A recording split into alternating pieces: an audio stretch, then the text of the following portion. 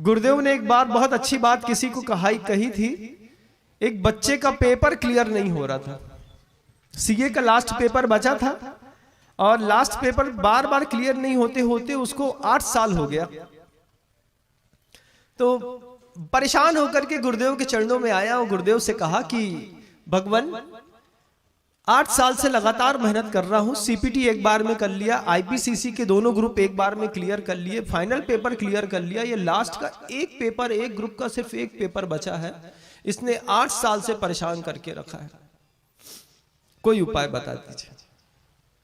आचार्य श्री जी ने सिर्फ इतना कहा कि किसी भी प्रकार की विद्या की शुरुआत करो, सबसे पहले कागज में ऊपर 2 शब्द लिख दो, देखते हैं विद्या कैसे फलीभूत नहीं होती।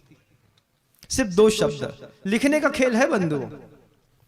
क्या करना महाराज? बोले पहले विश्वास रखो कि महाराज जो कहते हैं वो बात सही है। हाँ, आप जैसा बोलेंगे वैसा।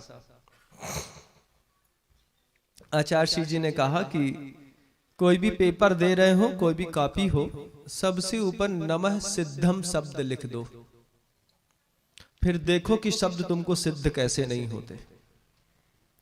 क्योंकि सिद्धम शब्द को तुमने पहले ऊपर नमस्कार कर दिया है।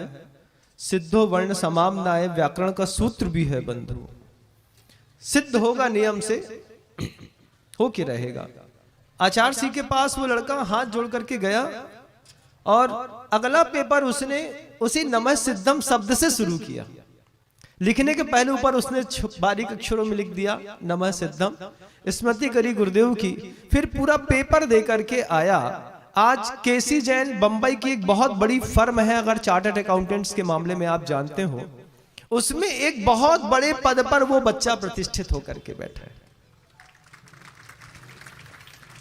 मतलब जो चार्टर्ड पढ़ना चाहते हैं, अगर उनको केसी जैन बंबई की फर्म में फैकल्टी के रूप में काम करने के लिए मिल जाए या फिर वहां पे इंटर्नशिप करके कुछ सीखने के लिए मिल जाए, तो आदमी अपना सौभाग्य मानता है। वो उस फर्म में एक बड़ी पोस्ट पर जाकर के बैठ गया, आचार्य श्री के अनंत भक्तों में शामिल हो गया। बोला भगवान ये शब्द अगर आपने पहले कह दिया होता तो मैं 5-7 साल पहले क्लियर कर लिया होता। बोले तुम्हारा प्रारब्ध ही नहीं था कि तुम गुरु के पास आकर के और गुरु से पूछते कि शुरुआत कैसे की जाती है। आज यह शब्द मैं जो आपको बता रहा हूं, आज दुनिया का हर बच्चा सुनेगा और शुरुआत वो करके देखे कि उसको उसके कार्य में सफलता मिलती है कि नहीं। मैं मानता हूं कि गुरुदेव की वाणी कभी निष्फल नहीं होती बंधु। अगर जिन लोगों को बड़े बड़े एग्जाम फाइट करने में दिक्कत हो रही है, स्वाध्याय में मन नहीं लगता है, वो शुरुआत करके देखें।